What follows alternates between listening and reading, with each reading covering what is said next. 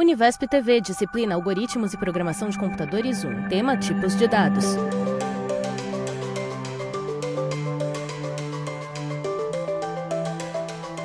Olá pessoal, bem-vindos à nossa disciplina Algoritmos e Programação de Computadores. Essa é a nossa videoaula de número 9. A gente vai dar continuidade então a alguns conceitos da linguagem Python. E a gente viu até as últimas aulas alguns tipos de dados que a linguagem oferece, como o tipo int, o float, listas, strings e tuplas. E a gente aprendeu a usar esses tipos. E aí na aula de hoje a gente vai entender um pouquinho melhor o que são esses tipos de dados, né? O que quer dizer um tipo de dado em particular para a linguagem Python.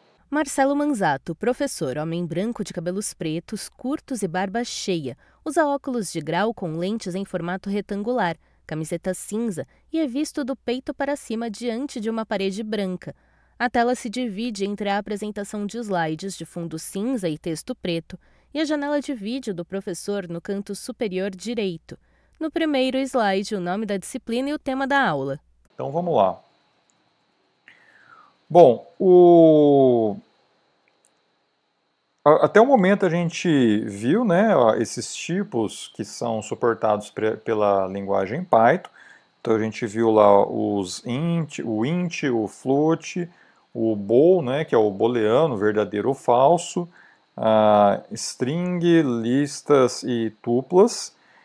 E aí a gente tem que entender que cada dado é armazenado na memória na forma de objetos. E o que é um objeto? Um objeto, pessoal, é como se fosse uma caixinha que é armazenada lá na memória do computador, que contém duas informações importantes.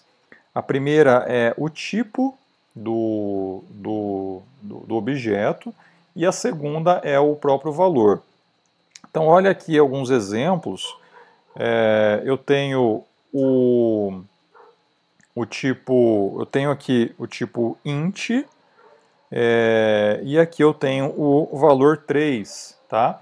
Então eu quero armazenar o número 3 na memória, esse número 3 vai ser encapsulado na forma de um objeto, e esse objeto, como a gente viu, ele tem duas informações, o tipo e o valor, tá? O número 3.0, né, ele vai ser também armazenado, só que agora como um tipo float, tá?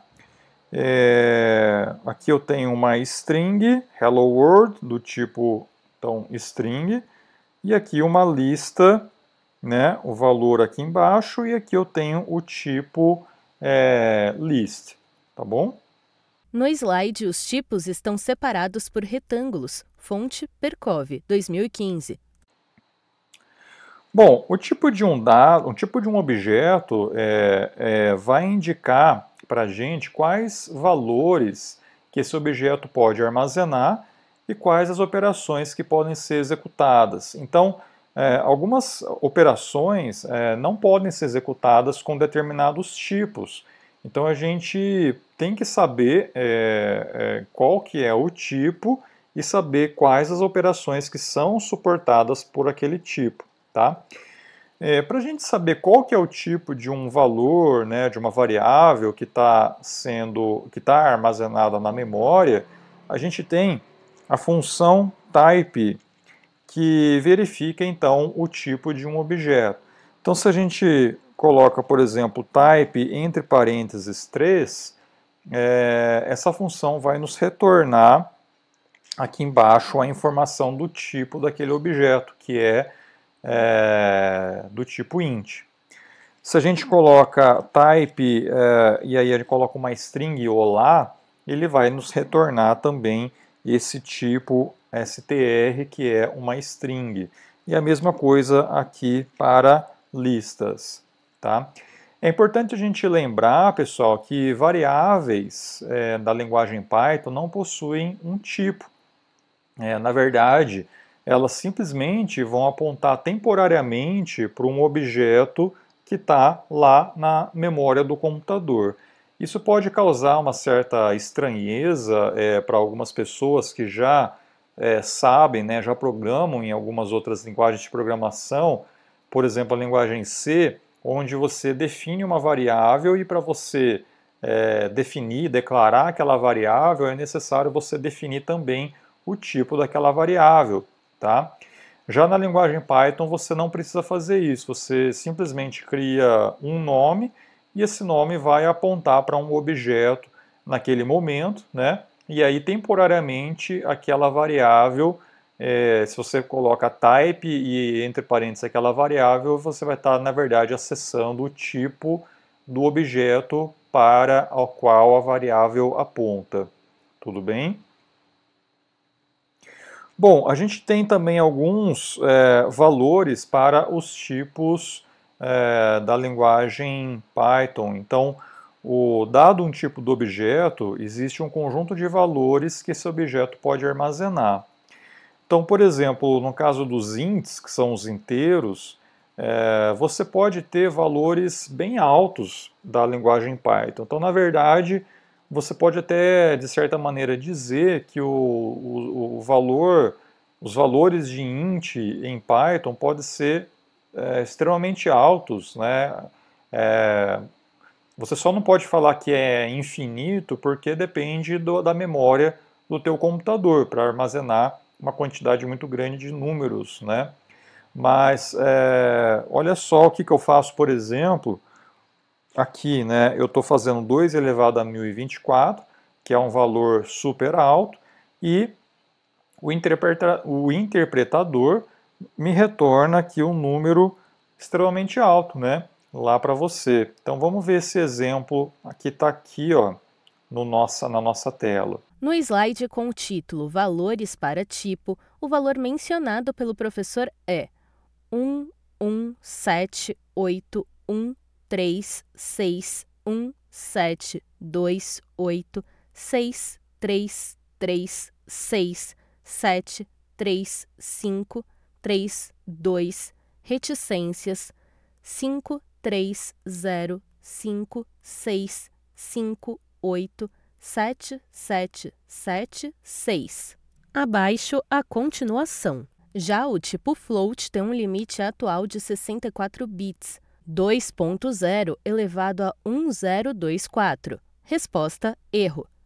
A seguir, o professor compartilha a interface do computador com o programa PyCharm aberto. Então, olha só, se eu fizer, por exemplo, 2 elevado a 1024, ele vai me retornar um número aqui que é muito alto, tá? Mas existe aqui, pessoal, um detalhe importante que, no caso de floats, isso já não acontece. Olha o que vai ocorrer se eu faço 2.0 elevado à mesma potência, né, a 1024. Então, ele até fica ali perdido, né? Ele não consegue, ele até demora, né, para retornar um resultado lá para você, né? O professor escreve as equações no interpretador. Na sequência, ele volta aos slides. O que acontece aqui é que a linguagem Python, no caso de floats, vai ter um limite. Tá? Então, existe um limite de até 64 bits atualmente, tá? Para poder armazenar valores do tipo float. Já no tipo int, você não tem mais essa limitação. Tá? Então, no caso, se eu faço isso daqui, ele vai te dar um erro, né? Ele vai demorar ali, mas aí chegar um momento que ele vai dar uma mensagem de erro para você. Tá bom?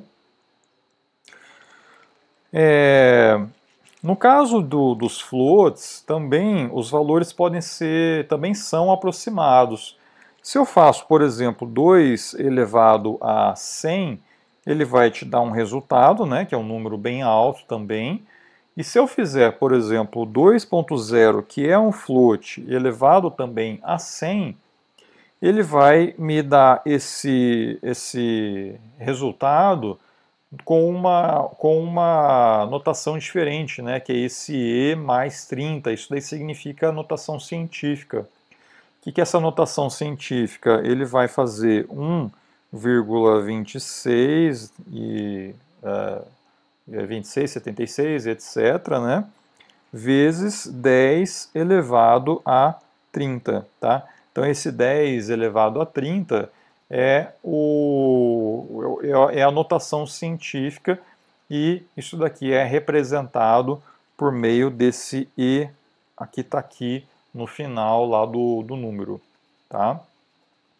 A aproximação também em floats acontece também para baixo, né? Olha só o que acontece quando eu faço 2.0 elevado a menos 1075. Isso daqui vai ser um número extremamente baixo, quer dizer 0,0000 alguma coisa, né? E ele vai arredondar para zero, né? Então, que nem está aqui, tá bom? Novo slide com as equações e os resultados. 2 elevado a 100. Resposta: 1, 2, 6, 7, 6, 5, 0, 6, 0, 0, 2, 2, 8, 2, 2, 9, 4, 0, 1, 4, 9, 6, 7, 0, 3, 2, 0, 5, 3, 7, 6. 2.0 elevado a 100.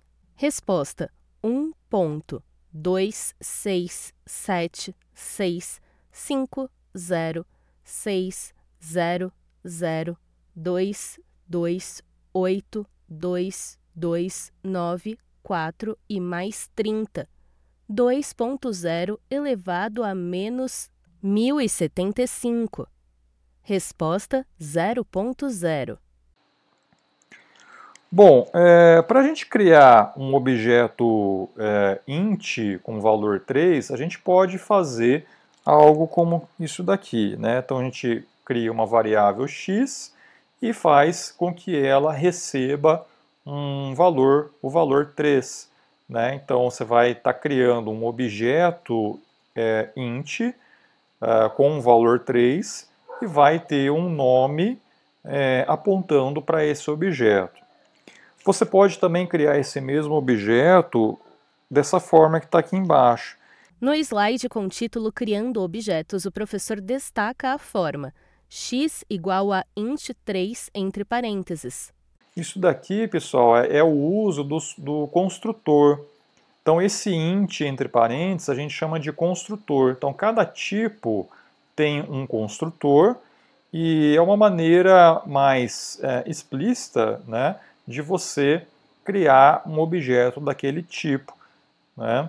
Então, tanto o de cima como o de baixo vai criar o mesmo objeto, int, com o mesmo valor 3, só que no caso de baixo você está implementando, né, de uma maneira mais explícita essa criação desse objeto. A gente usa esses construtores para outras coisas normalmente, tá? Então, para conversão, por exemplo, de um tipo para outro, é onde está a utilidade, né, de você usar esses construtores aí de uma maneira explícita, tá? A gente vai ver um exemplo disso mais para frente nesta aula. E no caso dos outros tipos, a gente tem também os seus respectivos construtores. Então a gente tem lá um construtor para float, para string e para lista. Quando a gente cria um objeto sem nenhum valor ali entre parênteses, a linguagem vai utilizar valores padrão, que no caso de int é o valor 0, float é 0.0, para string é uma string vazia, e no caso de uma lista também é uma lista vazia. Tá? Então aí aqui a gente tem alguns exemplos de uso desses construtores usando valores padrão. Primeiro exemplo, linha 1, x igual a int, abre e fecha parênteses. Linha 2, x, resposta 0. Segundo exemplo, linha 1, y igual a str, abre e fecha parênteses. Linha 2, y, resposta string vazia. Bom, vamos ver um pouquinho sobre conversão, né? A gente tem dois tipos de conversão. Tem a conversão implícita e a conversão explícita. Na conversão implícita é quando você usa numa mesma expressão operandos de diferentes tipos. Então, por exemplo, se você tem lá um tipo booleano e um tipo inteiro e você tenta fazer uma soma, o que vai acontecer? Existe esse gráfico que está aqui que nos indica o que está dentro do que, né? Então, aqui o booleano ele está dentro do inteiro, tá? Que por sua vez está dentro do float. Então é como se o float englobasse o inteiro e o booleano e o int englobasse o booleano. No slide intitulado Conversão Implícita, o gráfico é composto por três formas ovais que estão englobadas. Da maior para a menor, são denominadas float, int e bool, respectivamente. Fonte, Perkov, 2015. Então, se você faz true mais 5, ele vai fazer uma conversão implícita para o tipo que está mais externo, que no caso seria para inteiro. Então, ele vai converter o true para o valor 1, tá? Nesse caso aqui, e vai somar com 5, que vai te dar 6. Nesse outro exemplo, eu tenho um inteiro somado com um float, então ele vai converter para o tipo mais externo, que é o float. Então ele vai converter o inteiro que está aqui para um float, que vai dar 3.0, e aí ele vai somar com o 0,35, que vai te dar o 3.35. Tudo bem? Mas nem sempre você vai conseguir fazer essa conversão implícita. Então, em alguns momentos, vai ser necessário você dizer, né, informar como que você quer fazer essa conversão. E aí é onde entram os construtores que eu falei anteriormente. Então, quando você quer, por exemplo, fazer uma conversão de um inteiro para float, quer dizer, de um float para inteiro, né, a gente usa o construtor do inteiro. Então eu quero converter, por exemplo, o float 3.4 para um int, você coloca o 3.4 lá no construtor do int, ele vai te retornar o correspondente inteiro. Você pode também fazer, né, a conversão ao contrário, né, de um inteiro para float, explicitamente, como está aqui. Dentre os exemplos explícitos, o professor circula a conversão. Float de 4, resposta 4.0. Você pode fazer a conversão também para strings ou de string para um numérico. Então aqui seria de uma string para um numérico, e aqui seria de um numérico para uma string. Ele indica respectivamente as conversões. STR do float 2.74, resposta string 2.74, e float da string 5.6, resposta 5.6. E em alguns momentos podem ocorrer erros, tá? Então, por exemplo, se eu tentar fazer a conversão da string 1.5 para um inteiro, ele vai dar um erro. Ele não vai conseguir fazer, ele não vai conseguir raciocinar no sentido de você converter primeiro para float, depois converter para inteiro, tá? Ele não consegue fazer isso. Então, ele vai dar uma mensagem de erro nesse caso. E o booleano é interessante que quando você coloca bool e aqui entre parênteses, tudo que for diferente de zero vai ser verdadeiro e tudo que for zero, né, vai ser falso. Então, se eu fizer, por exemplo, bool de 1, isso aqui vai te retornar true. Se você fizer, por exemplo, bool de menos 1, isso aqui também vai te retornar true. No slide, o professor escreve as conversões. Bool de 1, resposta true. Bool de menos 1, resposta true. Imagem do professor em tela cheia. Tá? Então, tudo que for diferente de 0, 1, menos 1, positivo, negativo, tá? Ele vai converter para true, e tudo que for 0 é falso. Bom, então é isso. Essa foi a nossa videoaula sobre tipos de dados. Espero que vocês possam ter entendido, né, um pouco mais sobre o funcionamento dos tipos de dados na linguagem Python. E a gente se vê na nossa próxima videoaula. Então, obrigado. univesptv.com.br